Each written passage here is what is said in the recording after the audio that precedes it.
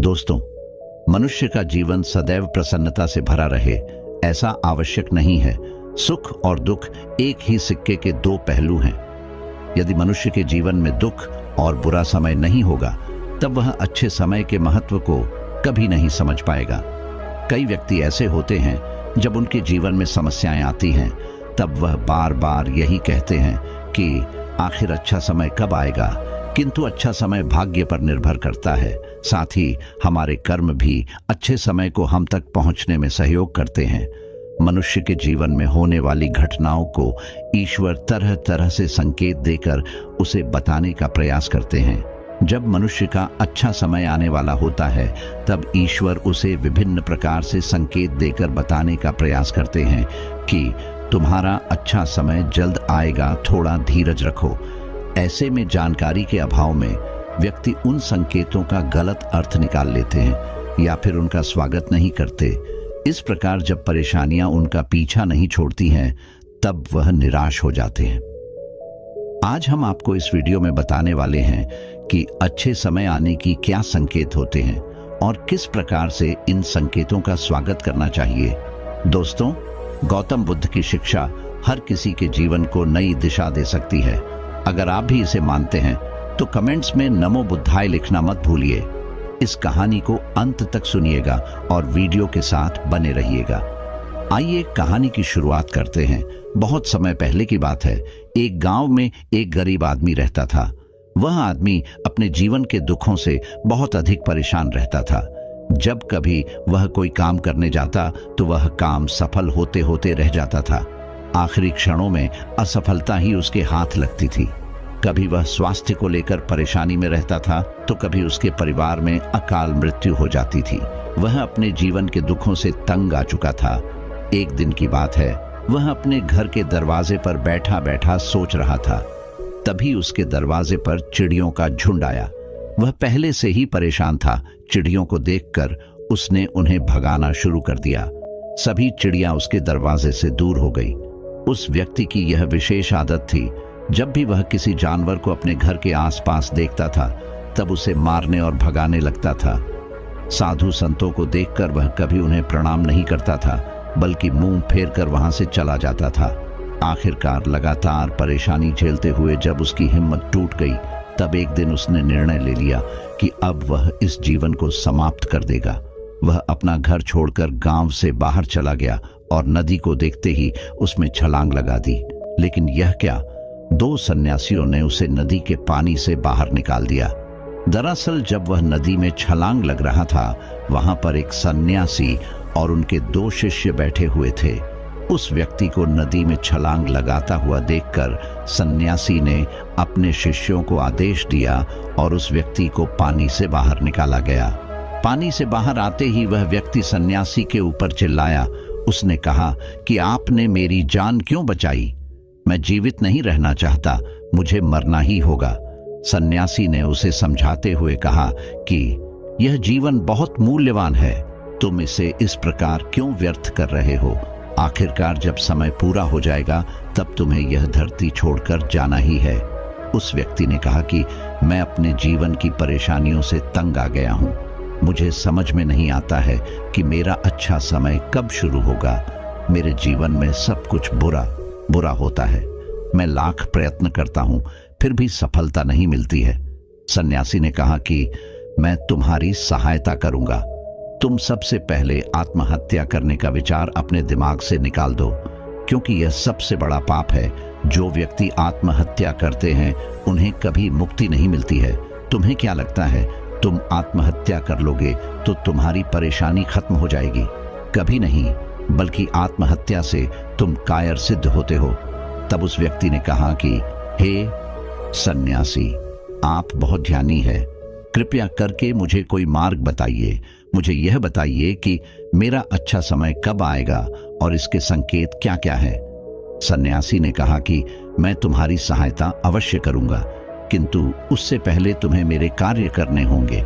मैं तुम्हें जैसा जैसा कहता हूं तुम्हें मेरी बात माननी होगी। उस व्यक्ति ने कहा कि आप जो भी कहेंगे मुझे सब मान्य है। आप यह बताइए कि मेरे जीवन में अच्छा समय कब आएगा और इसके संकेत क्या हैं। सन्यासी ने कहा कि पहले मेरी बात सुन लो। व्यक्ति ने कहा, ठीक है, मुझे बताइए। सन्यासी ने कहा कि यदि तुम चाहते हो तुम्हारा अच्छा समय जल्दी आए तो प्रतिदिन चिड़ियों को दाना डालना। उस व्यक्ति ने मुंह बनाते हुए कहा, यह किस प्रकार का कार्य है? मुझे तो चिड़िया पसंद नहीं है। यदि वह मेरे द्वारा पर आए तो मैं उन्हें भगा देता हूं। तब सन्यासी ने कहा कि तुम अच्छे समय के संकेत का स्वागत इस प्रकार करते हो। वह व्यक्ति चौंक गया। उसने कहा कि चिड़ियों का और अच्छे समय का क्या लेना देना? सन्यासी ने कहा कि जो पहले यह कार्य करके आओ, प्रतिदिन द्वार पर जो भी चिड़िया आए उसे दाना डालना और 1 सप्ताह बाद मुझे यहीं पर मिलना। उस व्यक्ति के पास कोई और विकल्प नहीं था। उसने सन्यासी की बात मान ली और घर वापस चला गया। अब जब कभी उसके दरवाजे पर चिड़िया आती तो वह उन्हें दाना देने लगता। इस प्रकार लगभग 1 हफ्ते तक यह कार्य करने के बाद उसे लगने लगा कि उसे कुछ अच्छे समाचार प्राप्त हो रहे हैं। शायद अब उसका जीवन बदलने वाला है। 1 सप्ताह बाद जब वह सन्यासी से मिला, उसने कहा कि उसने चिड़ियों को दान देना शुरू किया। अब उसे कुछ अच्छे समाचार मिलने लगे। सन्यासी ने उसे व्यक्ति को समझाते हुए कहा कि कई बार व्यक्ति अपनी परेशानी और अपने गुस्से में अपने जीवन में आने वाले अच्छे संकेतों को स्वयं से दूर कर देते हैं। जीवन में कुछ ऐसी आकस्मिक बातें होती हैं जिनके प्रभाव से यह पता चलता है कि जीवन में अब अच्छा समय आने वाला है। उस व्यक्ति ने कहा कि अब आप मुझे बताइए कि अच्छे समय के क्या संकेत है। सन्यासी ने बताना शुरू किया। उन्होंने कहा कि पहला संकेत चिड़िया, गौरैया इत्यादि का द्वार पर आना। 1 सप्ताह तक चिड़ियों को दाना देने के बाद तुम्हें यह समझ में आ गया होगा कि उनका हमारे जीवन में कितना महत्व है। दरअसल चिड़िया ईश्वर की प्रिय होती है। यह छोटे जीव बहुत ही निर्दोष होते हैं। जीवन में जब भी कुछ अच्छा होने वाला होता है तब ईश्वर उन्हें संदेशवाहक के रूप में मनुष्य के द्वार पर भेजते हैं। यदि मनुष्य उनका स्वागत अच्छे से करते हैं, उन्हें दाना पानी देते हैं, तब अच्छा समय जल्दी आता है। लेकिन यदि मनुष्य उनके साथ खराब व्यवहार करे तब अच्छा समय भी दूर चला जाता है। इसलिए हमेशा दरवाजे पर चिड़िया आए तो उसका स्वागत करना चाहिए। गाय का द्वार पर आना। गाय एक ऐसी जानवर है जो हमें दूध देती है। इस दूध को देवता अमृत समान मानते हैं। वेदों शास्त्रों में गायों की पूजा का भी विधान है। कहा जाता है कि जब कभी घर में रोटी बनती है तो पहली रोटी गाय को समर्पित करना चाहिए। जब कभी घर के आसपास गाय दिखाई दे तो उसे अच्छा संकेत मानते हुए रोटी अवश्य खिलाना चाहिए। गाय ईश्वर को प्रिय होती हैं। जो भी मन से गाय की सेवा करते हैं, ईश्वर उनके ऊपर प्रसन्न रहते हैं। गाय को कभी परेशान नहीं करना चाहिए, बल्कि उन्हें ईश्वर का संदेशवाहक मानकर सदैव उनके स्वागत करना चाहिए। स्वप्न में पितरों के दर्शन होना। यदि कभी भी स्वप्न में पूर्वजों के दर्शन हो तो इसे अच्छा संकेत मानना चाहिए। हमारे पूर्वज भले ही हमसे दूर होते हैं, किंतु किसी न किसी प्रकार से वह हमसे जुड़े होते हैं। उनका स्वप्न में आना अच्छे समय आने का संकेत होता है। वह हमें आने वाले अच्छे समय के लिए संदेश देने आते हैं। इसलिए जब कभी सपने में पूर्वजों के दर्शन हो तो इसे बुरा नहीं मानना चाहिए, बल्कि उसे अच्छा मानते हुए मन को प्रसन्न रखना चाहिए। अपने पूर्वजों के प्रति सदैव नतमस्तक रहना चाहिए और प्रतिदिन उन्हें ईश्वर मानकर प्रणाम अवश्य करना चाहिए। पूजा करते आंखों में आंसू आना। आमतौर पर पूजा पाठ नित्य कर्म होते हैं, यह प्रतिदिन करना चाहिए।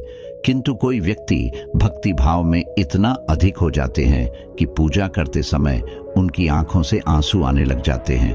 यह ईश्वर का सबसे अच्छा संकेत होता है कि अब अच्छा समय शुरू होने वाला है। यदि आपके साथ इस प्रकार का कुछ भी हो रहा है तो ईश्वर को धन्यवाद देना चाहिए। ईश्वर स्वयं आपसे जुड़ना चाहते हैं, तभी उन्होंने आपका हृदय में इस प्रकार की भक्ति भावना भर दी है कि जब आप पूजा पाठ करने जा रहे हैं तो आपको भावनाएं महसूस हो रही है और आंखों में आंसू आ रहे हैं। इसे अच्छा संकेत माना चाहिए। साथ ही ईश्वर में और अधिक मन लगाना चाहिए। कठिन समय में साधु संतों के दर्शन। कभी जीवन में बहुत अधिक कठिनाई का समय हो और साधु संतों के दर्शन हो रहे हैं, तब इस समय का अच्छा संकेत मानना चाहिए। साधु संत बड़े ही प्रतापी होते हैं और उनका ईश्वर के साथ गहरा संबंध होता है। वे ईश्वर के प्रतिनिधि के रूप में कार्य करते हैं। उनके दर्शन होने पर उन्हें प्रणाम करना चाहिए, उन्हें भोजन इत्यादि कराकर सदैव उनके सामने नतमस्तक रहना चाहिए।